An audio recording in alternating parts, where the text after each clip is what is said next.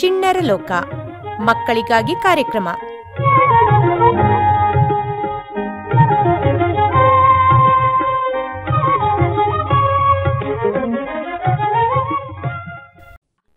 ಚಿಣ್ಣರ ಲೋಕ. ಸ್ಫೂರ್ತಿ ಪ್ರತಿಭೆಗಳ ಅನಾವರಣ. ಇಂದಿನ ಈ ಕಾರ್ಯಕ್ರಮದಲ್ಲಿ ಭಾಗವಹಿಸಲಿರುವಂತಹ ಪ್ರತಿಭೆ ಭರತನಾಟ್ಯ ಕಲಾವಿದೆ, ವಿದ್ಯಾರ್ಥಿನಿ, ಮೇಕೇರಿಯ ಕೇಡನ ಗಾಯನ ವಾಸುದೇವ್. ಅರಳುವ ಹೂವುಗಳೇ ಆಲಿಸಿರಿ, ಬಾಳೊಂದು ಹೋರಾಟ ಮರೆಯದಿರಿ. ಪ್ರೀತಿಯ ಮಕ್ಕಳೇ, ಇವತ್ತು ತಿಂಗಳ 3ನೇ ಭಾನುವಾರ. ತಿಂಗಳ 3ನೇ ಭಾನುವಾರ ಅಂತ ಅಂದರೆ ಏನು ಕಾರ್ಯಕ್ರಮ?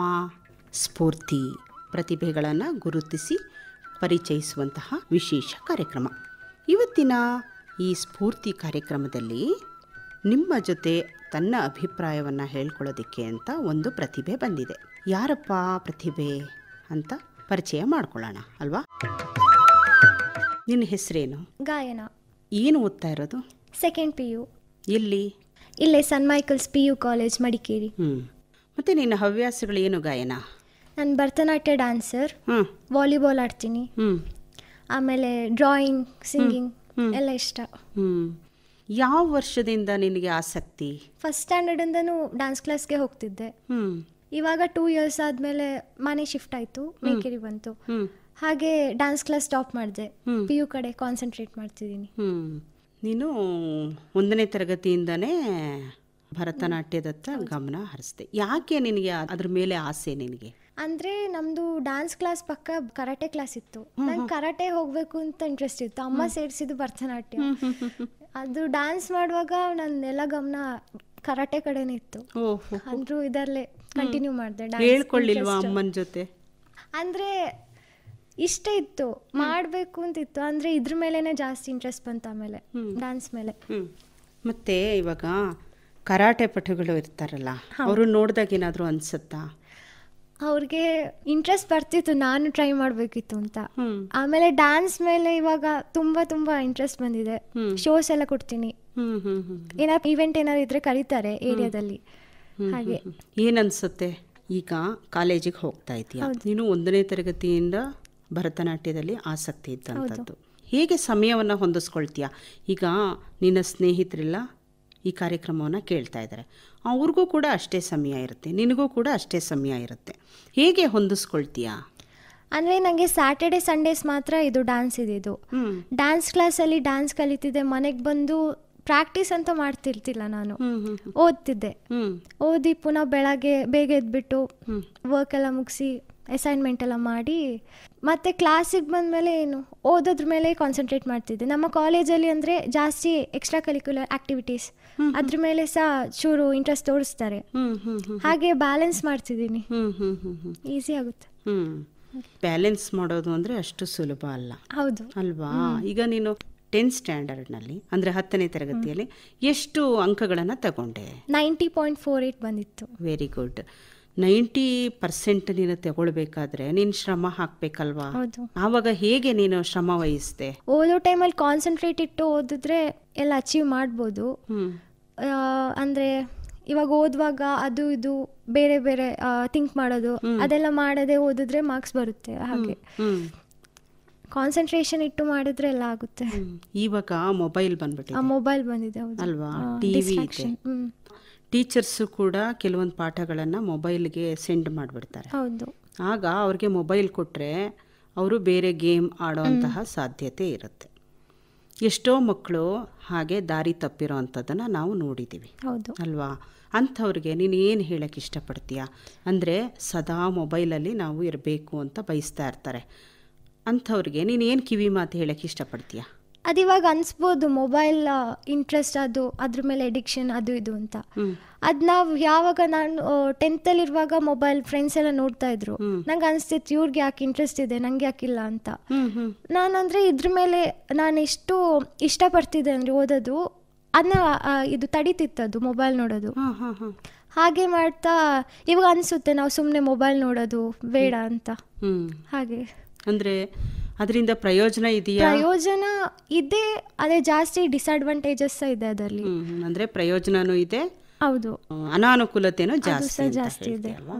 ಈಗ ನಿಮ್ಮ ಶಾಲೆಯಲ್ಲಿ ಎಷ್ಟೆಲ್ಲ ನೀನು ಸ್ಟಡಿ ಮಾಡ್ತಾ ಇದೆಯಾ? ಯಾವೆಲ್ಲ ವಿಷಯಗಳಿದೆ? ನಾನು ಸೈನ್ಸ್ ತಗೊಂಡಿರೋದು, physics, chemistry, maths, biology. Languages Hindi ತಗೊಂಡಿದ್ದೀನಿ ಆ್ಯಂಡ್ ಇಂಗ್ಲೀಷ್.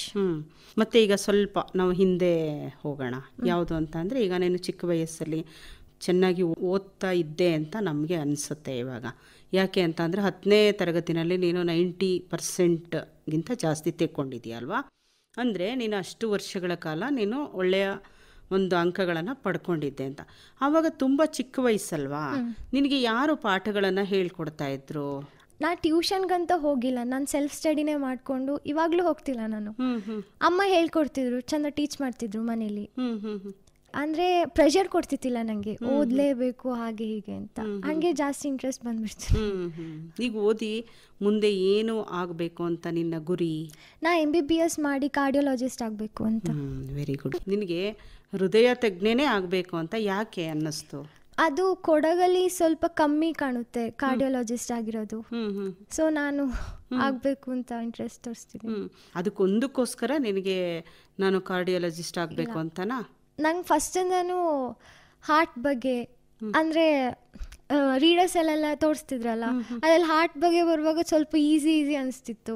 ಫುಲ್ ಇಂಟ್ರೆಸ್ಟ್ ಅದ್ರ ಮೇಲೆ. ಅಂದರೆ ಓದುವಾಗ್ಲೇ ನಿನಗೆ ಅದ್ರ ಬಗ್ಗೆ ಪಾಠ ಮಾಡುವಾಗ ನಿನಗೆ ಇಂಟ್ರೆಸ್ಟ್ ಜಾಸ್ತಿ ಆಯಿತು, ಅಂದರೆ ಬೇಗ ಅರ್ಥ ಆಗ್ತಾ ಇತ್ತು. ಹೌದು. ಬೇರೆ ವಿಷಯಗಳು ಅದು ಅರ್ಥ ಆಗ್ತಿತ್ತು, ಇದ್ರ ಮೇಲೆ ಜಾಸ್ತಿ ಇಷ್ಟಪಡಕ್ಕೆ ಸ್ಟಾರ್ಟ್ ಮಾಡ್ತಿದ್ದೆ. ಯಾಕೆ ಅಂದರೆ ಅಟ್ರಾಕ್ಷನ್, ಕ್ಯೂರಿಯಾಸಿಟಿ. ಇದು ಹೇಗೆ ಬ್ಲಡ್ ಎಲ್ಲ ಪಂಪ್ ಮಾಡಿ ಅದಾಗೆ ಇಡೀ ಶರೀರಕ್ಕೆ ಅದೇ ಅದ್ರ ಮೇಲೇನೆ ಎಲ್ಲ ಆರ್ಗನ್ಸ್ ಇದಾಗ್ತಿದೆ, ಅದಿಲ್ಲದ್ರೆ ಇಲ್ಲ ಹಾಗೆ. ಮತ್ತೆ ಏನಾದರೂ ಬೇರೆ, ಈಗ ಕಾರ್ಡಿಯಾಲಜಿಸ್ಟ್ ಆಗಬೇಕು ಅಂತ ಹೇಳಿದ್ರೆ ಈಗ ಬೇರೆ ಏನಾದರೂ ಮ್ಯಾಗಝೈನ್ಸು ಏನಾದರೂ ಓದೋ ಅಭ್ಯಾಸ ಇದೆಯಾ? ಮ್ಯಾಗಝೈನ್ಸ್ ಅಂದರೆ ಸ್ಟೋರಿ ಬುಕ್ಸ್ ಓದ್ತೀನಿ ಹಾಗೆ. ಅಲ್ಲ, ಅದ್ರ ಬಗ್ಗೆ ರೀಡರ್ಸ್ ಇದನ್ನ ಆನ್ಲೈನ್ ಕೋಚಿಂಗ್ಸ್ ತಗೊಳ್ತಿದ್ದೀನಿ. ಚಂದ ಕ್ಲಿಯರ್ ಆಗಿ ಎಕ್ಸ್ಪ್ಲೇನ್ ಮಾಡ್ತಾರೆ, ಬುಕ್ಸ್ ಕೊಟ್ಟಿದ್ದಾರೆ ತುಂಬಾ. ಅಂದ್ರೆ ಅದ್ರ ಬಗ್ಗೆ ಮಾತ್ರ ನೀನು ಕಾನ್ಸಂಟ್ರೇಟ್ ಮಾಡ್ತಾ ಇದೀಯಾ? ಅಂದ್ರೆ ಇಡೀ ಇಲ್ಲ, ಎಲ್ಲದ್ರ ಮೇಲೆ ಕಾನ್ಸಂಟ್ರೇಟ್ ಮಾಡ್ತಿದ್ದೀನಿ. ಇಂಟ್ರೆಸ್ಟ್ ಇರೋದು ಹಾರ್ಟ್ ಡಾಕ್ಟರ್ ಆಗಬೇಕು ಅಂತ. ಅಕಸ್ಮಾತ್ತಾಗಿ ಈಗ ಒಬ್ಬ ವಿದ್ಯಾರ್ಥಿ ತುಂಬ ಆಸೆ ಪಟ್ಟಿರ್ತಾನೆ ಯಾವುದೋ ಒಂದು ವಿಷಯದ ಬಗ್ಗೆ, ಅವನಿಗೆ ಆಕಸ್ಮಿಕವಾಗಿ ಆ ಚಾನ್ಸು ಮಿಸ್ ಆದಾಗ ಅವನು ತುಂಬ ನಿರಾಶೆ ಅನುಭವಿಸ್ತಾನೆ, ಅಳ್ತಾನೆ, ದುಃಖ ಪಡ್ತಾನೆ, ತುಂಬ ದುಃಖಿತನಾಗ್ತಾನೆ. ಜೊತೆಗೆ ಅವನು ನಾನು ಇರಲೇಬಾರ್ದು ಅಂತ ನಿರ್ಧಾರ ಮಾಡ್ಕೊಂಡ್ಬಿಡ್ತಾನೆ. ಅವನು ಯಾಕೆ ಮತ್ತೆ ಪ್ರಯತ್ನ ಮಾಡಬಾರ್ದು ಅನ್ನೋದ್ರ ಬಗ್ಗೆ ಏನಾದರೂ ನಿನಗೆ ಯೋಚನೆ ಇತ್ತೀಯಾ? ಅದೇ ಅಚೀವ್ ಮಾಡ್ಬೇಕಂದ್ರೆ ಪ್ಲಾನ್ ಎ ಮತ್ತೆ ಪ್ಲಾನ್ ಬಿ ಇಟ್ಕೊಂಡಿರ್ಬೇಕು. ಇವಾಗ ಇದು ಅಚೀವ್ ಆಗಿಲ್ಲ ಅಂದ್ರೆ ನೊಂದ್ಕೊಂಡ್ರೆ ಏನು ಪ್ರಯೋಜನ ಆಗಲ್ಲ. ಇವಾಗ ಇನ್ನೊಂದು ಡ್ರೀಮ್ಸ್ ಇಟ್ಕೊಂಡಿರ್ಬೇಕು, ಅದ್ರ ಮೇಲೆ ಪ್ರಯತ್ನ ಮಾಡ್ಬೇಕು. ನಾವು ಒಂದ್ರ ಮೇಲೇನೆ ಕಾನ್ಸಂಟ್ರೇಟ್ ಮಾಡಿದ್ರೆ ನಮ್ಗೆ ಆಗಲ್ಲ, ಬೇಜಾರಾಗ್ಬಿಡುತ್ತೆ ಲಾಸ್ಟ್ಗೆ. ಅದಕ್ಕೆ ತುಂಬಾ ತುಂಬಾ ಪ್ಲಾನ್ಸ್, ಅದ್ರ ಮೇಲೂ ಇಂಟ್ರೆಸ್ಟ್ ತೋರಿಸ್ಕೊಂಡಿರ್ಬೇಕು. ಈಗ ಇನ್ನೊಂದು ಕ್ಷೇತ್ರ ಯಾವುದು? ಇನ್ನೊಂದು ಯಾವುದು, ಟೀಚಿಂಗ್ ಪೋಸ್ಟ್ ಮತ್ತೆ ಇಂಜಿನಿಯರಿಂಗ್. 3 ಕ್ಷೇತ್ರ. ನಾ ವೆಟನರಿ ಡಾಕ್ಟರ್ ಆಗ್ಬೇಕು ಅಂತ ಇದ್ದೀನಿ. ಹಾಗೆ ಅಂದ್ರೆ ಪ್ರಾಣಿಗಳನ್ನ ಇಷ್ಟ ನಂಗೆ. ಯಾವೆಲ್ಲ ಪ್ರಾಣಿಗಳಿಷ್ಟ? ನಾಯಿ, ಬೆಕ್ಕು. ನಿಮ್ಮ ಮನೇಲಿ ಇದೆಯಾ? ಇದೆ. ಏನ್ ಹೆಸರು? ನಾಯಿದು ಗುಂಡು ಅಂತ ಕರಿತೀವಿ, ಬೆಕ್ಕು ಒಂದು ಜಾಕ್ಸ್, ಇನ್ನೊಂದು ಲೇಲ. ಹೇಗೆ ಪ್ರೀತಿ ಮಾಡ್ತೀಯಾ? ಅವುಗಳು ಹೇಗೆ ನಿನ್ ಪ್ರೀತಿ ತೋರಿಸ್ತವೆ? ಬೆಕ್ಕು ಅಂದ್ರೆ ನಾನೇ ಮುದ್ದು ಮಾಡೋದು, ಅದೇನು ರಿಯಾಕ್ಷನ್ ಕೊಡಲ್ಲ. ನಾಯಿ ಆದ್ರೆ ಚಂದ ಮಾತಾಡ್ಸುತ್ತೆ, ಒಂಥರ ಆಟ ಆಡುತ್ತೆ ನನ್ನ ಜೊತೆ. ಹಾಗೆ. ಎಷ್ಟು ವರ್ಷಗಳಿಂದ ಪ್ರಾಣಿ ಜೊತೆ ನೀನು ಸ್ನೇಹ ಬೆಳೆಸ್ತೀಯಾ? ಮುಂಚೆಯಿಂದನೂ ಪ್ರಾಣಿಗಳ ಜೊತೆ. ನಾ ಒಬ್ಳೆ ಮನೇಲಿ, ಸೊ ಪ್ರಾಣಿ ಮನೇಲಿ ಅದ್ರ ಜೊತೆನೆ ಜಾಸ್ತಿ ಹೊಂದ್ಕೊಂಡು. ಈಗ ಬೇರೆ ಮಕ್ಕಳಿದ್ದಿದ್ರೆ ಗೊತ್ತಿಲ್ಲ, ಪ್ರಾಣಿಗಳ ಮೇಲೆ ಪ್ರೀತಿ ಕಡಿಮೆ ಆಗ್ತಿತ್ತ? ಇಲ್ಲ ನಾನು ಮಕ್ಕಳು ಚಿಕ್ಕ ಚಿಕ್ಕ ಪುಟಾಣಿ ಅತ್ತೆ ಮಕ್ಕಳು ಅವರೆಲ್ಲ ಬರ್ತಾರೆ, ಅವ್ರಿಗೆ ಸಹ ನಾನು ಏನು ಪ್ರಾಣಿಗಳ ಜೊತೆ ಇರೋದನ್ನ ನೋಡಿ ಅವ್ರಿಗೆ ಸಹ ಇವಾಗ ಇಂಟ್ರೆಸ್ಟ್ ಬರ್ತಿದೆ. ತಂಗಿಗೆ ಆಗ್ತಿತ್ತಿಲ್ಲ ಪ್ರಾಣಿಗಳು, ನನ್ನಿಂದಾಗಿ ಅವಳು ಸಹ ನಾಯಿಗಳನ್ನ ಇಷ್ಟಪಡಕ್ಕೆ ಸ್ಟಾರ್ಟ್ ಮಾಡಿದ್ಲು. ತಂಗಿ ಹೆಸರೇನು? ನಿಕ್ಷಿತಾ ಅಂತ. ನಿಕ್ಷಿತಾ, ಅವಳು ಎಲ್ಲಿದ್ದಾಳೆ? ಅವಳು ಮೈಸೂರಲ್ಲಿ. ನಿಮ್ಮ ಮನೆಯಲ್ಲಿದೆ? ಮೇಕೇರಿ, ಮಡಿಕೇರಿ. ಮತ್ತೆ ಅಲ್ಲಿಂದ ನೀನು ಕಾಲೇಜಿಗೆ ಬರಬೇಕಾದ್ರೆ ಹೇಗೆ ಬರ್ತೀಯಾ? ಬಸ್ ವ್ಯವಸ್ಥೆ ಇದೆ, ಸ್ಕೂಲ್ ಬಸ್. ಅಂದರೆ ನಮ್ಮದು ಈವ್ನಿಂಗ್ ಸ್ಪೆಷಲ್ ಕ್ಲಾಸ್ ಅಂತ ಹೇಳಿ ಲೇಟ್ ಆಗುತ್ತಲ್ಲ, ಅದಕ್ಕೆ ನಾನು ಗೌರ್ಮೆಂಟ್ ಬಸ್ ಇದೆ, ಅದು ಸಿಕ್ಕಿಲ್ಲ ಅಂದರೆ ಪ್ರೈವೇಟ್ ಬಸ್ ಕ್ಯಾಚ್ ಮಾಡ್ಕೊಂಡು ಬರ್ತೀನಿ. ಅಂದರೆ ಈಗ ಮಕ್ಕಳು ನಿನ್ನ ವಯಸ್ಸಿನವರು ನನಗೆ ಗಾಡಿ ತೆಕ್ಕೊಡು ಅಂತ ಅಪ್ಪ ಅಮ್ಮನ ತುಂಬ ಹಿಂಸೆ ಕೊಡ್ತಾರೆ ಆ ಮಕ್ಕಳು. ಆಗ ಅವ್ರಿಗೆ ಗೊತ್ತಿರುತ್ತೆ ಕಾನೂನೇನು ಅಂತ, ಮಕ್ಕಳಿಗೆ ಗೊತ್ತಿರಲ್ಲ. ಈಗ ನೀನು ಎಷ್ಟು ತಿಳ್ಕೊಂಡಿದ್ಯಾ ಈಗ ಸ್ಕೂಟ್ರ್ ಓಡಿಸೋದ್ರಿಂದ ಏನು ಆಗುತ್ತೆ ಮುಂದೆ? ಸ್ಕೂಟರ್ ಅದೇ ಇವಾಗಲೇ ಬೇಡ, ಇವಾಗಲೇ ಹೋಗಿ ನಾನು ಕಂಡಿದ್ದೀನಿ ಮಕ್ಕಳೆಲ್ಲ ಓಡಿಸ್ಬಿಟ್ಟು ಫ್ರ್ಯಾಕ್ಚರ್ ಆಗಿರೋದು ಸುಮ್ಮನೆ. ಅದಕ್ಕಿಂತ ಇವಾಗಲೇ ದೊಡ್ಡವರಾದ್ಮೇಲೆ ಸ್ವಲ್ಪ ಅವ್ರದ್ದೇ ಕಾಲಲ್ಲಿ ನಿಂತ ಮೇಲೆ ತಕೊಂಡ್ರೆ ಚಂದ ಇರುತ್ತೆ. ಇವಾಗಲೇ ಸುಮ್ಮನೆ ಫ್ರ್ಯಾಕ್ಚರ್ ಹಾಗೆ ಏನಾಗುತ್ತೆ ಮುಂದೆ? ಮುಂದೆ ಅವ್ರಿಗೆ ಪ್ರಾಬ್ಲಮ್ ಆಗೋದು, ಏನಾದ್ರು ಡ್ಯಾಮೇಜ್ ಬೋನ್ ಅದು ಇದು, ಅದು ಇವಾಗ ಗೊತ್ತಾಗಲ್ಲ, ನೆಕ್ಸ್ಟ್ ಗೊತ್ತಾಗೋದಲ್ಲ, ಪೇನ್ ಸ್ಟಾರ್ಟ್ ಆಗೋದು. ಅಂದ್ರೆ ಫಾಸ್ಟ್ ಆಗಿ ಹೌದು, ಅವ್ರಿಗೆ ಲಿಮಿಟ್ ಗೊತ್ತಿರಲ್ಲ, ಎಷ್ಟು ಸ್ಪೀಡಲ್ಲಿ ಹೋಗ್ಬೇಕು, ಜ್ಞಾನ ಇರಲ್ಲ ಅಷ್ಟು. ಅಂದ್ರೆ ಅವ್ರಿಗೆ ನಾಲೆಡ್ಜ್ ಇಲ್ಲ ಅಂತ ಹೇಳ್ತಾ ಇದ್ದೀನಿ. ಇಷ್ಟು ಬೇಗ ಅದೇ ಅವರು ಏನು ಬೇರೆ ರೋಡಲ್ಲಿ ಫ್ರೀ ಇರುವಾಗ ಸ್ಪೀಡಾಗಿ ಹೋಗಿ ಆಪೋಸಿಟ್ ಗೊತ್ತಾಗಲ್ಲ ಅವ್ರಿಗೆ. ಇವಾಗಲೇ ಬೇಡ ಅದು. ಹಾಗೆ ನೀನು ಹಾಗೆಲ್ಲ ಯೋಚನೆ ಮಾಡಿಕೊಂಡು ಬಸ್ಸಲ್ಲಿ ಓಡಾಡ್ತಾ ಇದೆಯಲ್ವಾ? ನಿಜಕ್ಕೂ ಕೂಡ ಇದನ್ನು ಬೇರೆ ಮಕ್ಕಳು ಅರ್ಥ ಮಾಡ್ಕೋಬೇಕು. ನೀನೇನು ಹೇಳ್ತಾ ಇದೆಯಾ ಅದನ್ನು ಅರ್ಥ ಮಾಡ್ಕೊಳ್ಬೇಕು. ಮೊಬೈಲ್ ಬಗ್ಗೆ ಕೂಡ ನೀನು ಚೆಂದ ಹೇಳ್ತಾ ಇದೆಯಾ. ಮತ್ತು ಈ ಪ್ರಯಾಣ ಮಾಡುವಾಗಲೂ ಕೂಡ ನಾವು ಸ್ಕೂಟರ್ ಸಹವಾಸಕ್ಕೆ ಹೋಗಬಾರ್ದು. ಬೋನೆಲ್ಲ ಡ್ಯಾಮೇಜ್ ಆದರೆ, ಫ್ರ್ಯಾಕ್ಚರ್ ಆದರೆ ಮುಂದೆ ತೊಂದರೆ ಆಗುತ್ತೆ ಅಂತ ನೀನು ಹೇಳ್ತಾ ಇದೆಯಾ. ಮತ್ತು ಗಾಯನ, ಈಗ ನೀನು ಗಾಯನ ಕ್ಷೇತ್ರದಲ್ಲಿ ಯಾಕೆ ಕಾಲಿಡಲಿಲ್ಲ? ಹಾಡ್ತೀನಿ, ಹಾಡಲ್ಲ ಅಂತಲ್ಲ. ಏನು ಹಾಡು ಹೇಳ್ತೀಯ? ನಾನು ಫಿಲಮ್ ಸಾಂಗ್ಸ್ ಹಾಡ್ತೀನಿ, ಹಾಗೆ ಭಕ್ತಿ ಗೀತೆ ಒಂದು. ಮತ್ತು ಗಾಯನ, ಈಗ ನೀನು ಶಾಸ್ತ್ರೀಯ ಸಂಗೀತಕ್ಕೆ ಏನಾದರೂ ಹೋಗಬೇಕು ಅಂತ ಯೋಚನೆ ಇದೆಯಾ? ಅವಾಗ ಅನಿಸುತ್ತೆ ನಾನು ಯಾಕೆ ಹೋಗಿಲ್ಲ, ಅಮ್ಮಂಗೆ ಕೇಳ್ತೀನಿ, ನನ್ನ ನೀನು ಸಿಂಗಿಂಗ್ ಕ್ಲಾಸಿಗೆ ಸಹ ಹಾಕಬೇಕಿತ್ತು ಅಂತ. ಅಮ್ಮ ಏನೇ ಹೇಳ್ತಾರೆ? ಅಮ್ಮ ಖುಷಿ ಆಗುತ್ತೆ ಅಮ್ಮಂಗೆ, ಇವಾಗಲೂ ಸೇರಿಸ್ತೀನಿ ಹೋಗು ಅಂತಾರೆ. ಅಂದರೆ ಪ್ರೋತ್ಸಾಹ ಕೊಡ್ತಾರೆ. ಅಮ್ಮ ಅಪ್ಪನ ಹೆಸರೇನು? ಪಪ್ಪಂದು ಹೆಸರು ವಾಸುದೇವ ಕೆಜಿ, ಅಮ್ಮ ದಮಯಂತಿ ಕೆವಿ. ಈಗ ಅವರಿಬ್ರು ಹೇಗೆ ಪ್ರೋತ್ಸಾಹ ಕೊಡ್ತಾರೆ? ಈಗ ನೀನು ಸೆಕೆಂಡ್ PU ಓದ್ತಾ ಇದೆಯಲ್ವಾ, ಈಗ ಶುರುವಾಗಿದೆ ಶಾಲೆ ಕಾಲೇಜು, ಹೇಗೆ ನಿನಗೆ ಪ್ರೋತ್ಸಾಹ ಕೊಡ್ತಾರೆ? ಅಮ್ಮ ಅಂದರೆ ನಾನು ಕೇಳಿದ್ನೆಲ್ಲ ಪ್ರೋತ್ಸಾಹ ಕೊಡ್ತಾರೆ. ಇವಾಗ ಡ್ಯಾನ್ಸ್ಗೆ ಹೋಗ್ಬೇಕಂದ್ರೆ ಕಳಿಸ್ತಾರೆ, ನೆಕ್ಸ್ಟ್ ಮಾತೆ ಕೇಳಲ್ಲ. ಅಂದ್ರೆ ನನ್ನ ಇಂಟ್ರೆಸ್ಟ್ನ ಏನು ಅವರು ಡಿಮೋಟಿವೇಟ್ ಮಾಡಕ್ಕೆ ಅದೆಲ್ಲ ಇಷ್ಟಪಡಲ್ಲ, ಪ್ರೋತ್ಸಾಹಿಸ್ತಾರೆ. ನಿನಗೆ ಏನು ಇಷ್ಟ ಆಗುತ್ತೆ ಅದನ್ನ ಅವರು ಇಷ್ಟಪಟ್ಟು ಸಹಾಯ ಮಾಡ್ತಾರೆ, ಸಹಕಾರ ಕೊಡ್ತಾರೆ. ಮತ್ತೆ ಭರತನಾಟ್ಯದಲ್ಲಿ ಏನೆಲ್ಲ ಕಲ್ತಿದ್ಯಾ? ಭರತನಾಟ್ಯದಲ್ಲಿ ಫಸ್ಟ್ ಹ್ಯಾಂಡ್ ಜೆಸ್ಚರ್ಸ್ ಕಲಿಸ್ತಾರೆ, ಅರಮಂಡಿ. ನೀನೇನು ಕಲ್ತ್ಕೊಂಡಿದ್ಯಾ? ನಾನು ಡೀಸೆಂಟ್ ಆಗಿರೋದು, ಮತ್ತೆ ಕಾಮ್ ಆಗಿರೋದು, ಚಂದ ಚಂದ ಕಲಿಯೋದು, ದೇವ್ರ ಮೇಲೆ ಸ್ವಲ್ಪ ಭಕ್ತಿ, ಹಾಗೆ ಭಕ್ತಿ ಪ್ರಧಾನವಾದ ನೃತ್ಯಗಳನ್ನ ನೀನು ಆಯ್ಕೆ ಮಾಡ್ಕೊಳ್ತೀಯ. ನೃತ್ಯ ಮಾಡೋದ್ರಲ್ಲಿ ನಾವು ಆಕ್ಷನ್ಸ್ ಪ್ರಕಾರ ತೋರಿಸ್ತೀವಿ ಒಂದೊಂದು ಎಮೋಷನ್ಸ್ನೆಲ್ಲ, ಅದು ನಂಗೆ ಇಷ್ಟ ಆಗುತ್ತೆ ಅದಲ್ಲಿ. ಈಗ ಭರತನಾಟ್ಯದಲ್ಲಿ ಆಸಕ್ತಿ ಇದೆ, ನೀನು ಶಾಸ್ತ್ರೀಯ ಸಂಗೀತವನ್ನ ಕಲ್ತಿದ್ರೆ ಅದಕ್ಕೆ ಸಹಾಯ ಆಗ್ತಾ ಇತ್ತಾ? ಆಗ್ತಾ ಇತ್ತು. ಮತ್ತೆ ಇವಾಗ ಕಲಿಯೋ ಪ್ರಯತ್ನ ಏನಾದ್ರು ಮಾಡ್ತಾ ಇದ್ದೀನಿ. ಹೌದು, ಸಂಗೀತ ಕಲಿಯೋದಕ್ಕೆ ಏನಾದ್ರು ಮಾಡ್ತಾ ಇದ್ದೀನಿ. ನಿಮ್ಮ ಗುರುಗಳ ಹೆಸರೇನು? ನಮ್ದು ಉಷಾ ಮ್ಯಾಮ್ ಅಂತ, ಅವರು ಕೇರಳದಿಂದ ಬರ್ತಿದ್ರು ಇರ್ಟಿ. ಎಲ್ಲಿವರೆಗೆ ಕಲಿತೆ ನೀನು? ನಾನು 8th ವರೆಗೆ ಕಲಿತೆ, ಆಮೇಲೆ 10th ಅಲ್ಲಿ 6 months ಹೋದೆ, ಆಮೇಲೆ ಎಕ್ಸಾಮ್ಸ್ ಅಂತ ಬಿಟ್ಟೆ ನಾನು ಡ್ಯಾನ್ಸ್ ಕ್ಲಾಸ್. ಆಮೇಲೆ ಮನೆ ಶಿಫ್ಟ್ ಆಯಿತು, ಮೇಕೆ 2 years ಆಯಿತು. ಹಾಗೆ ಇವಾಗ PU ಮೇಲೆ ನಾನು ಕಾನ್ಸಂಟ್ರೇಟ್ ಮಾಡ್ತಾ ಇದ್ದೀನಿ. ಈಗ 10th ಅಲ್ಲಿ ಎಷ್ಟು ಸಬ್ಜೆಕ್ಟ್ಸ್ ಇತ್ತು, ಎಷ್ಟು ಮಾರ್ಕ್ಸ್ನ ತಗೊಂಡೆ ನೀನು? 6 ಸಬ್ಜೆಕ್ಟ್ ಇತ್ತು, Kannada, English, Hindi, science, social ಅಂತ.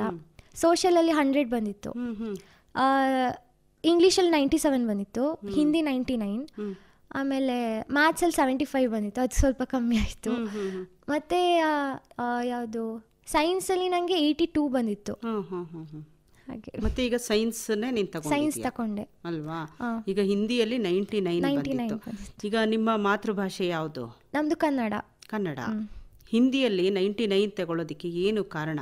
ಕನ್ನಡದಲ್ಲಿ ನನಗೆ 117 ಬಂದಿತ್ತು, ಅದು ಸಹ ಒಳ್ಳೆ ಮಾರ್ಕ್ಸೇ. ಆದರೆ ಅದು ಹಿಂದಿ ಮೇಲೆ ನೆಕ್ಸ್ಟ್ ಕಲಿಬೇಕು ಅಬ್ರಾಡ್ ಅದು ಇದು ಅಂತ, ಅದಕ್ಕೆ ಮ್ಯಾಮ್ ಹೇಳಿದ್ರು ಜಾಸ್ತಿ ಇಂಟ್ರೆಸ್ಟ್ ಕನ್ನಡ ಮೇಲೇನೆ. ಹಿಂದಿಲಿ ಸ್ವಲ್ಪ ಏನೋ ಅನಿಸ್ತಿತ್ತು ಇನ್ನೂ ಕಲಿಬೇಕಿದ್ನ ಅಂತ, ಸ್ವಲ್ಪ ಜಾಸ್ತಿನೇ ಈಸಿ ಇತ್ತು. ಹೇಗೆ ನೀನು ಅಭ್ಯಾಸ ಮಾಡಿದೆ? ಹಿಂದಿ. ಫಸ್ಟ್ ಆ ಇಂದ ಸ್ಟಾರ್ಟ್ ಮಾಡಿದೆ. ನನಗೂ ಫಸ್ಟ್ ಕಷ್ಟ ಆಗ್ತಿತ್ತು. ನಂಗೆ ಯಾಕೆ ಕಷ್ಟ ಆಗ್ತಿತ್ತು ಅಂದರೆ ನಾನು ಸರಿ ಅರ್ಥ ಮಾಡ್ಕೊಳ್ತಿತ್ತಿಲ್ಲ. ಕನ್ನಡಲ್ಲಿ ಈಸಿ ಆಗ್ತಿತ್ತು. ಒಂದ್ಸತಿ ನಾನು ಆಟು ಳ ಕಲಿತೆ, ಮತ್ತೆ ನೋಡು ಫುಲ್ ಈಸಿ ನಂಗೆ ಇವಾಗ ಅರ್ಥ ಆಗುತ್ತೆ. ನೀನು ಯಾವ ಮೀಡಿಯಂ ಅಲ್ಲಿ ಅಭ್ಯಾಸ ಮಾಡಿದ್ದು? English medium. ಇಂಗ್ಲಿಷ್ ಮೀಡಿಯಂ ಅಲ್ಲಿ ಓದ್ತಾ ಇದ್ರು ಕೂಡ ಕನ್ನಡದಲ್ಲಿ ಹೆಚ್ಚು ಅಂಕಗಳನ್ನು ನೀನು ಪಡ್ಕೊಂಡೆ. ಹಾಗಾದ್ರೆ ಕನ್ನಡ ಭಾಷೆ ಯಾವ ನಿಟ್ಟಿನಲ್ಲಿ ನೀನು ಸ್ವೀಕರಿಸ್ತೀಯ? ನಮ್ಮದು ಕನ್ನಡ ಭಾಷೆ ಇಷ್ಟ ಆಗಿದೆ ಅಂದರೆ ನಮ್ಮದು ಟೀಚರ್ಸ್ ಸನ್ ಮೈಕಲ್ಸಲ್ಲಿ ತುಂಬ ಚಂದ ಪಾಠ ಮಾಡ್ತಿದ್ರು. ಅಚ್ಚ ಕನ್ನಡದಲ್ಲೆಲ್ಲ ಮಾತಾಡ್ತಿದ್ರು. ನಮಗೂ ಮಾತಾಡಬೇಕು ಅನಿಸ್ತಾ, ಹಾಗೆ ಕಲ್ತ್ವಿ. ಹಾಗೆ ಅಂದ್ರೆ ಟೀಚರ್ಸ್ ಇಂದ ಸಾಧ್ಯ ಆಯ್ತು ನಮಗೆ. ಈಗ ಟೀಚರ್ಸು ಅಚ್ಚ ಕನ್ನಡದಲ್ಲಿ ಮಾತನಾಡ್ತಿದ್ದರಿಂದ ನಿನಗೂ ಕೂಡ ಆಸಕ್ತಿ ಬಂತು. ಈಗ ಕನ್ನಡ ಭಾಷೆನಲ್ಲಿ ಕೆಲವರು ಅಭ್ಯಾಸ ಮಾಡೋದಕ್ಕೆ ಹಿಂಜರಿತಾರೆ. ಹೌದು, ಅವರ ಮಾತೃಭಾಷೆ ಕನ್ನಡ ಭಾಷೆ ಆದ್ರೂ ಕೂಡ ಅವರು ಹೆಚ್ಚು ಆಸಕ್ತಿಯನ್ನು ಇಟ್ಕೊಳ್ಳುವಂಥದ್ದು ಬೇರೆ ಭಾಷೆನಲ್ಲಿ, ಪರಭಾಷೆಗಳಲ್ಲಿ. ಅಂಥವ್ರಿಗೆ ನೀನೇನು ಹೇಳಕ್ಕೆ ಇಷ್ಟಪಡ್ತೀಯ? ಬೇರೆ ಭಾಷೆನೂ ಇರಬೇಕು, ಆದರೆ ಕನ್ನಡದಲ್ಲಿ ವರ್ಡ್ಸ್ ಎಲ್ಲ ಅಷ್ಟು ಚಂದ ಇದೆ. ಒಂದೊಂದು ವರ್ಡ್ ಕೇಳಕ್ಕೆ ಒಂಥರ ಚಂದ. ಬೇರೆ ವರ್ಡ್ಸ್ ಅಲ್ಲಿ ಹೆಂಗ್ ಬೇಕಾದ್ರೂ ಮಾತಾಡ್ಬೋದು. ಕರ್ನಾಟಕದಲ್ಲಿ ಮಾತಾಡ್ಬೇಕಲ್ವ, ಅಂದ್ರೆ ಸುಂದರವಾಗಿದೆ ಭಾಷೆ. ಅದು ಭಾಷೆ ಸುಂದರವಾಗಿದೆ ಅಂತ ನೀನು ಹೇಳ್ತಾ ಇದೀಯ. ಗಾಯನ, ಈಗ ನೀನು ಬಾಲ್ಯದ ಕ್ಷಣಗಳನ್ನ ನೆನಪು ಮಾಡ್ಕೊಳ್ತೀಯ? ತುಂಬಾ ಸಂತೋಷವಾಗಿದ್ದಂಥದ್ದು, ಮತ್ತೆ ಯಾರಾದ್ರೂ ತುಂಬಾ ಕಾಟ ಕೊಟ್ಟಂಥವ್ರು? ಕಾಟ ಕೊಟ್ಟಿದಂದ್ರೆ ಒಂದಿನ ನಾನು ಮೈಸೂರಿಗೆ ಹೋಗಿದ್ದೆ. ಅಲ್ಲಿ ಏನಾಯ್ತಂದ್ರೆ ಫ್ರೆಂಡ್ ಚುಕ್ಕಿ ಅಂತ ತಂಗಿ, ಅಕ್ಕನ ಮಗಳು, ಅವಳು ಬಂದು ನಾನು ಬ್ಯಾಂಗ್ಳೂರ್ ಸೋಲಾರ್ ಟ್ಯೂಬ್ಸ್ ಇದೆಲ್ಲ, ನಾನು ಬ್ಯಾಂಗ್ಳೂರಲ್ಲಿ ಇದ್ರಲ್ಲಿ ಜಾರ್ಬಂಡಿ ಆಡೋದು ಅಂತ ನಾನು ಟೆರೆಸ್ಗೆ ಕರ್ಕೊಂಡೋಗಿ ಇಬ್ರು ಆಡ್ತಾರೆ. ಪಕ್ಕದಲ್ಲೇ ಪಾರ್ಕ್ ಇತ್ತು, ಅಮ್ಮ ಬಿಟ್ಟಿತ್ತಿಲ್ಲ ಕೆಳಗೆ. ಹಂಗೆ ನಾವು ಆಡ್ತಾ ಇರುವಾಗ ನಾನು ಸ್ವಲ್ಪ ತೂಕ ಇದ್ದೆ, ಹಾರಿ ಜಾರುವಾಗ ಬ್ಲಾಸ್ಟ್ ಆಗೋಯ್ತು ಅದು ಟ್ಯೂಬ್ಸ್. ಸರಿತಿಲ್ಲ ಟ್ಯೂಬ್ಸ್. ಹಂಗೆ ಅವಳಿಗೆ ಜ್ವರ ಬಂದ, ನಗು ಬರುತ್ತೆ. ಇನ್ನು ಮರೆಯಕ್ಕಾಗಲ್ಲ. ಅಂದ್ರೆ ಬ್ಲಾಸ್ಟ್ ಆಯ್ತು ಅಂತಂದ್ರೆ ಭಯ ಆಗತ್ತಲ್ವಾ? ಬ್ಲಾಸ್ಟ್ ದೊಡ್ಡ ಸೌಂಡ್ ಬಂತು, ಎಲ್ಲ ಮನೆಯಿಂದ ಆಚೆ ಬಂದ್ರು. ನಂಗೆ ನಗು ಬರ್ತಿತ್ತು. ಅವಳು ನೋಡ್ಕೊಂಡೇ ಶಾಕ್. ನಂಗೆ ಏನೂ ಆಗಿತ್ತಿಲ್ಲ ಆಗ, ಹಾಗೆ ಬರೀ ಒಡೆದೋಯ್ತು ಅಷ್ಟೇ. ಹೊಡೆದೋಗುತ್ತೆ ಅಂತ ಗೊತ್ತಿರಲಿಲ್ಲ ನಮಗೆ. ಸಿಕ್ಕವರಲ್ಲ, ಗೊತ್ತಿರ್ಲಿಲ್ಲ. ಪಾರ್ಕಿಗೆ ಬಿಟ್ಟಿಲ್ಲ ಅಂತ ಜಾರ್ಬಂಡಿ ಆಡ್ತಾ ಇದ್ದೆ. ಅದಕ್ಕೆ ಒಂದ್ ಕಡೆ ಗೊತ್ತಿಲ್ಲ ಅಂತಂದ್ರೆ ಅಂದ್ರೆ ಆಟ ಆಡಕ್ ಬಿಡ್ಲಿಲ್ಲ ಅಂತ ನೀನೇ ಆಯ್ಕೆ ಮಾಡ್ಕೊಂಡಿಲ್ಲ. ಇಲ್ಲ, ಅವಳ ತಂಗಿ ಹೇಳಿದ್ದು, ನನ್ನ ಮನೆಯಲ್ಲಿ ಇದ್ದೆ ಇದಲ್ಲೇ ನಾನು ಜಾರ್ಬಂಡಿ ಆಡೋದು ಅಂತ. ಅವಳು ಆಡ್ತಾಳ ಅದ್ರಲ್ಲಿ? ಅವಳು ಮುಂಚೆ ಮನೇಲಿ ಆಡ್ತಿದ್ಲಂತೆ. ಅವಾಗ ಎಷ್ಟು ವಯಸ್ಸು? ಅವಾಗ ನಾನು ಒಂದು ಸೆಕೆಂಡ್ ಸ್ಟ್ಯಾಂಡರ್ಡ್ ಇದ್ದೆ. ಹಾಗೆ ಮತ್ತೆ ತುಂಬಾ ಮರೆಯಲಾರದಂತಹ ಯಾವುದಾದ್ರೂ ಘಟನೆ? ಜಾಸ್ತಿ ಖುಷಿ ಕೊಟ್ಟಿದಂದ್ರೆ 10th ಪರ್ಸೆಂಟೇಜ್ ನೋಡಿ ತುಂಬ ಖುಷಿ ಆಯಿತು. ಆಮೇಲೆ ಫಸ್ಟ್ PU ಬಂದಂಗೆ ಬೇರೆ ಬೇರೆ ಶಾಲೆಯಿಂದ ಬಂದಿದ್ರು ಫ್ರೆಂಡ್ಸ್ಗಳು.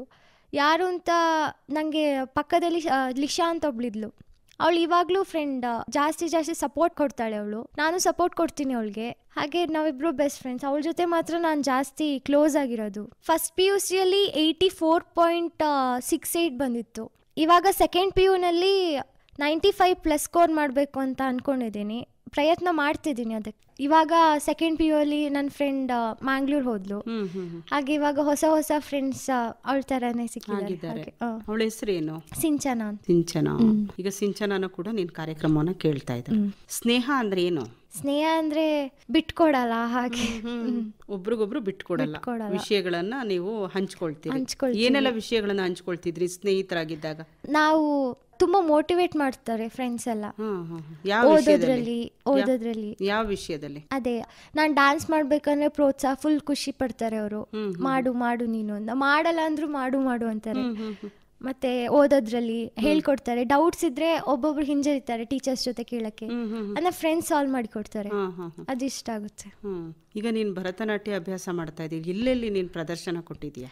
ನಾನು ಕುಶಾಲ್ ನಗರ್, ಆಮೇಲೆ ಮ್ಯಾಮ್ ಕೇರಳಕ್ಕೆ ಕರ್ಕೊಂಡು ಹೋಗಿದ್ರು, ಅಲ್ಲಿ ಪ್ರದರ್ಶನ ಓಣಂ ದಿನ. ಆಮೇಲೆ ಸಿದ್ದಾಪುರ, ಮೈಸೂರಲ್ಲಿ ಕೊಟ್ಟಿದ್ದೀನಿ. ಮತ್ತೆ ಮಡಿಕೇರಿ ದಸರಾಕ್ಕೆ ಮಾಡಿದ್ದೆ ಈ ವರ್ಷ. ಮೈಸೂರಲ್ಲಿ ಯಾವ ಸಂದರ್ಭ? ಕೇರಳದಲ್ಲಿ ಯಾವ ಸಂದರ್ಭ? ಮೈಸೂರಲ್ಲಿ ಅದೇ ದಸರಾ ದಿನ ಪ್ಯಾಲೇಸ್ ಮುಂದೆ ಆಗ ಕರೆದಿದ್ರು, ಆಗ ಮಾಡಿದೆ. ಏನ್ ಅನ್ನಿಸ್ತು ಮೈಸೂರು ದಸರಾ ನೋಡಿ? ಅಲ್ಲಿ ತುಂಬಾ ಚಂದ ಇದೆ. ಹೆಂಗೆ ಆನೆ ಪ್ಯಾಲೇಸ್ ಮುಂದೆ ಎಲ್ಲ ಸ್ವಲ್ಪ ಜನ ಕ್ರೌಡ್, ನಮ್ಗೆ ಜೋಶ್ ಬರುತ್ತೆ ಸ್ಟೇಜ್ ಮುಂದೆ ಹೋಗಿ ಕುಣಿವಾಗ. ಅವ್ರ ರಿಯಾಕ್ಷನ್ ಖುಷಿಲಿ ನೋಡ್ತಾ ಇರ್ತಾರೆ. ಹಾಗೆ ನೀನು ಮಡಿಕೇರಿಯಲ್ಲಿ ಹಾಗೆ ಮೈಸೂರಿಗೆ ಹೋದಾಗ ಅದು ದಸರಾ ಸಂದರ್ಭದಲ್ಲಿ ನೀನು ಪ್ರದರ್ಶನ ಕೊಟ್ಟಿದೀಯಾ ಅಂತಂದ್ರೆ ನಿಜಕ್ಕೂ ಕೂಡ ಹೆಮ್ಮೆ ಪಡುವಂಥದ್ದು. ಇನ್ನು ಓಣಂ ಸಂದರ್ಭದಲ್ಲಿ ಕೇರಳದಲ್ಲಿ ಅದರ ಅನುಭವ ಹೇಳು. ಅದು ಮ್ಯಾಮ್ ಕರ್ಕೊಂಡು ಫುಲ್ ಮೇಕಪ್ ಹಚ್ಚಿದ್ರು, ಗುರ್ತಿಡಿಯೋಕೆ ಆಗ್ತಿತ್ತಿಲ್ಲ ಅಷ್ಟು ಮೇಕಪ್ ಹಾಕಿಬಿಟ್ಟು. ಅಂದರೆ ಫುಲ್ ಭರತನಾಟ್ಯ ಫೀಲ್ ಇತ್ತು. ಮ್ಯಾಮ್ ಪ್ರೋತ್ಸಾಹ ಕೊಡ್ತಿದ್ರು, ಖುಷಿ ಆಗ್ತದೆ, ಚೆನ್ನಾಗಿತ್ತು. ಗಾಯನ, ಈಗ ನೀನು ಹಲವಾರು ಕಡೆ ನೀನು ನೃತ್ಯ ಪ್ರದರ್ಶನವನ್ನು ಕೊಟ್ಟಿದೀಯ. ನಿನಗೆ ವಿಶೇಷವಾದ ಅನುಭವ ಆಗಿರುವಂತಹ ಒಂದು ಇನ್ಸಿಡೆಂಟ್ ಇದೆಯಾ, ಅನುಭವ? ಅದೇ ಭರತನಾಟ್ಯ ಮಾಡುವಾಗ ಭಾವ ತೋರಿಸ್ಬೇಕು.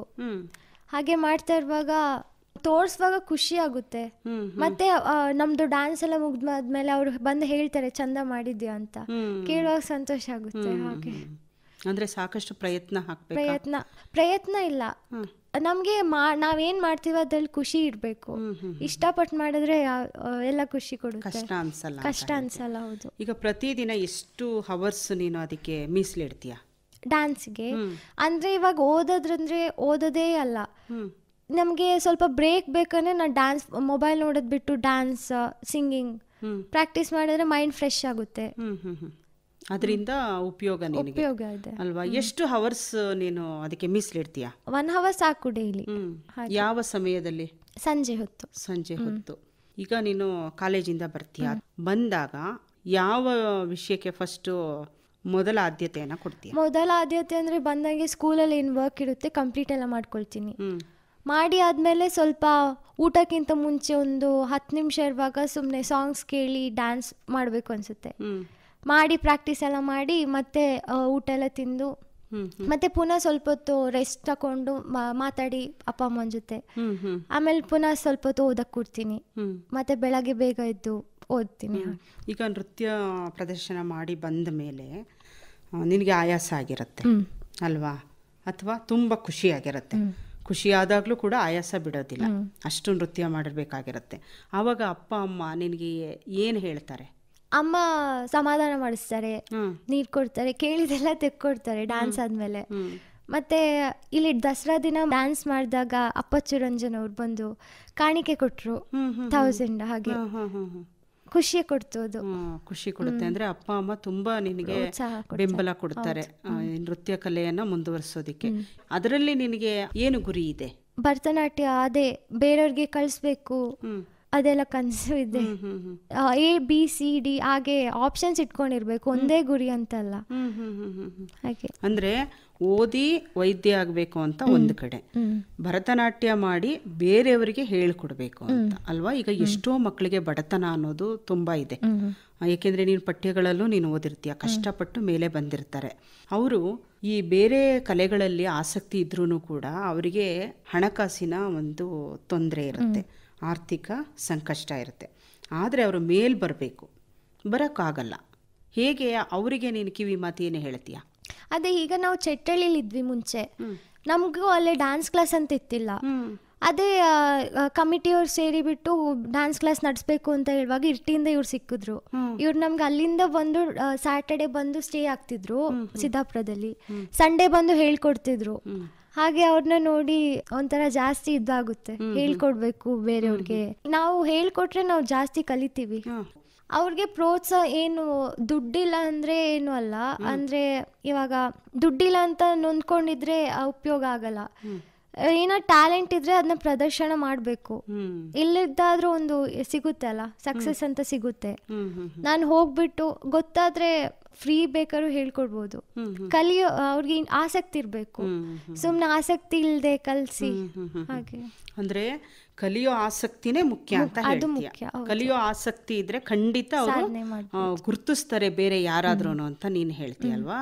ಈಗ ಭರತನಾಟ್ಯ ಕಲಾವಿದೆ ಅಂತ ಆಗಿ ನೀನು ಪ್ರದರ್ಶನವನ್ನ ಕೊಡುವಾಗ ಬೇರೆಯವರು ಕೂಡ ಅಲ್ಲಿ ಬಂದಿರ್ತಾರೆ. ಅವ್ರನ್ನ ನೋಡಿದಾಗ ನಿನ್ಗೆ ಏನ್ ಅನ್ಸುತ್ತೆ? ಬೇರೆ ಬೇರೆ ಕಡೆಯಿಂದೆಲ್ಲ ಬಂದಿರ್ತಾರೆ. ನಿನಗೆ ರೋಲ್ ಮಾಡೆಲ್ ಯಾರು? ರೋಲ್ ಮಾಡೆಲ್ ಮ್ಯಾಮ್ ಇರ್ತಾರೆ, ಚಂದ ಅಂದ್ರೆ ದೇವತೆ ತರ ಎಲ್ಲ ಕಾಣ್ತಾ ಇರ್ತಾರೆ ಮೇಕಪ್ ಅಲ್ಲಿ. ಖುಷಿ ಆಗ್ತಾ ಇರುತ್ತೆ, ಎಲ್ಲ ಸಂತೋಷ ಆಗಿ ಕಾಂಪಿಟೇಷನ್ಸ್ಗೆ ಏನಾದ್ರು ಹೋಗಿದ್ದೀಯಾ? ಹೋಗಿದ್ದೀನಿ. ಎಲ್ಲಿ ಹೋಗಿದ್ಯಾ? ಸ್ಕೂಲ್ಸ್ ಅಲ್ಲೇ ಮಡಿಕೇರಿಲೇ ಹೋಗಿದ್ದೀನಿ. ಸ್ಕೂಲ್ ಕಾಂಪಿಟೇಷನ್ಸ್, ಜೂನಿಯರ್ ಕಾಲೇಜಲ್ಲಿ ಜಾಸ್ತಿ ಪ್ರತಿಭಾ ಕಾರಂಜಿ ದಿನ ಮಾಡ್ತಾರೆ, ಅಲ್ಲೆಲ್ಲ ಹೋಗಿದ್ದೀನಿ. ಬಹುಮಾನ ಬಂದಿದೆ? ಬಹುಮಾನ ಬಂದಿದೆ. ಅದು ಹೇಳ್ಬೇಕು. ಸೆಕೆಂಡ್ ಪ್ರೈಸ್ ಬಂದಿತ್ತು ಭರತನಾಟ್ಯದಲ್ಲಿ. ಸೆಕೆಂಡ್, ಇಲ್ಲಿ ಫಸ್ಟ್ ಬಂದ್ರೆ ಮಾತ್ರ ನೆಕ್ಸ್ಟ್ ಪ್ರೊಸೀಡ್ ಆಗೋದು. ಬೇರೆ ರಾಜ್ಯಗಳಿಂದ ಬಂದಿರ್ತಾರೆ. ಈಗ ನೀನು ಕೇರಳಕ್ಕೆ ಹೋಗಿದ್ದೆ, ಕರ್ನಾಟಕದಿಂದ ನೀನು ಹೋಗಿದ್ದೆ, ಮತ್ತೆ ಬೇರೆ ಬೇರೆ ರಾಜ್ಯಗಳಿಂದ ಬಂದಿರ್ತಾರಲ್ಲ, ಅಂತಹ ಕಲಾವಿದೆಯರಿಂದ ನೀನು ಏನು ಕಲಿಯೋಕೆ ಪ್ರಯತ್ನ ಪಟ್ಟೆ? ಏನು ಅನ್ನಿಸ್ತು ಅವ್ರನ್ನೆಲ್ಲ ನೋಡಿದಾಗ? ಅವರು ಈಗ ಪೇಷನ್ಸ್ ಇಂದ ಎಲ್ಲ ಕಲ್ತ್ಕೊ ಬಂದಿರ್ತಾರೆ. ನಂಗೆ ಫುಲ್ ನರ್ವಸ್ ಇತ್ತು ಫಸ್ಟ್. ಆಗ ಟೀಚರ್ಸ್ ಹೇಳುವಾಗ ಇನ್ನೂ ನರ್ವಸ್ ಆಗ್ತಿತ್ತು. ಅದೇ ಅಲ್ಲಿ ಹೋದಾಗ ಎಲ್ಲ ಫ್ರೆಂಡ್ಸ್ ಆಗ್ತಾರೆ. ಈಗ ಭರತನಾಟ್ಯದವರೇ ಅಂತ ಹೇಳುವಾಗ ಅವರೇ ನಂಗೆ ಬಂದು ಹೇಳ್ತಿದ್ರು, ಇಂತ ಮೋಟಿವೇಟ್ ಮಾಡ್ತಿದ್ರು. ಅದೇ ಫಿಯರ್ ಎಲ್ಲ ಹೋಗ್ತಾ ಇತ್ತು ಅವರು. ಹಾಗೆ ಬೇರೆ ಗೊತ್ತಿಲ್ಲದವರು ಸಹ ಫ್ರೆಂಡ್ಸ್ ಆಗ್ತಿದ್ರು ಅಲ್ಲಿ ಡ್ಯಾನ್ಸ್ ಅಂತ ಹೇಳುವಾಗ. ಅಂದ್ರೆ ಕಲಾವಿದರು ಪ್ರೋತ್ಸಾಹ ಮಾಡಿದ್ರೆ ಅವ್ರಿಗೆ ಫಿಯರ್ ಹೋಗುತ್ತೆ, ಅಂದ್ರೆ ಭಯ ಹೋಗುತ್ತೆ, ಸ್ಟೇಜ್ ಫಿಯರ್ ಹೋಗುತ್ತೆ. ಅಂದ್ರೆ ನಾವು ಹೊಸಬ್ರು ಇಲ್ಲಿಗೆ ಬೇರೆಯವರು ಅಂತ ಅನ್ನೋ ಭಯ ಹೋಗುತ್ತೆ ಅಂತ ಕಮ್ಮಿ ಮಾಡ್ತಾ ಇದ್ರು. ಅಂತಹ ಒಂದು ಹಂತವನ್ನ ದಾಟಿ ನೀನು ಇನ್ನೂ ಕೂಡ ನೀನು ಅಭ್ಯಾಸವನ್ನ ಮಾಡ್ತಾ ಇದೀಯ ಅಲ್ವಾ? ಇನ್ನು ಮುಂದಿನ ದಿನಗಳಲ್ಲಿ ಭರತನಾಟ್ಯ ಕ್ಷೇತ್ರದಲ್ಲಿ ಅಚೀವ್ ಮಾಡಿದ ನಂತರ, ನೀನು ಗುರಿಯನ್ನ ತಲುಪಿದ ನಂತರ ನಿನ್ನ ಉದ್ದೇಶ ಏನಾಗಿರ್ಬೇಕು? ಉದ್ದೇಶ ಇವಾಗ ಕಲ್ತಿದ್ದೀವಿ ಅಂತ ತೋರ್ಸೋದಲ್ಲ, ಅದನ್ನ ಪೇಷನ್ಸ್ ಅಲ್ಲಿ ಅರ್ಥ ಮಾಡಿಸ್ಬೇಕು ಬೇರೆಯವ್ರಿಗೆ.